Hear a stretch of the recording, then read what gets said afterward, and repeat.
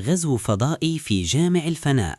في عام 2070 قرروا الفضائيين يغزيوا كوكب الأرض. شافوا الخريطة، بان ليهم المغرب هو المركز، وبالضبط هبطوا بواحد الصحن طائر UFO كبير وسط ساحة جامع الفناء في مراكش مع الجوج د الليل. خرج واحد الكائن فضائي خضر عنده 4 اليدين 6 العيون ولابس كسوة مذهبة كتشعل بالضوء. الفضائي وقف وسط الساحة وبدا كيغوت بواحد الصوت إلكتروني: نحن كائنات من كوكب زارغون، جئنا لنستعمر هذا الكوكب ونأخذ مواردكم الطاقية.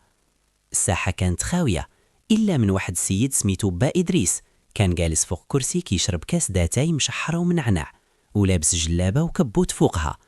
شاف الفضائي بن الصعين وعاود شرب غمة من اتاي وقال ليه برودة دم: واش ريف، واش هاد صداع كامل على قبل الموارد الطاقية؟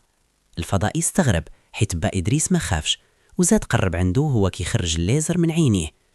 نعم، نحن سنمتص طاقة الأرض كاملة ونحولها إلى بطاريات لكوكبنا.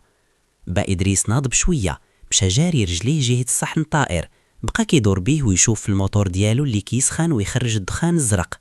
حك راسو قال للفضائي: سمعني يا هاد مسيو خضر، هاد الصحن ديالك راه ضرب ليه جوان كلاسي، والبريز ديال الشارج عندك فيه كور سيركوي، وهديك الطاقة اللي كتهضر عليها راه اللي ضواو هاد الساحة قرن هادي ما غلبهمش واحد لابس كسوة د الألمنيوم بحالك.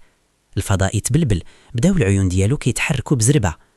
ماذا تقول؟ نحن تكنولوجيا متطورة، نحن نملك الذكاء الاصطناعي الخارق.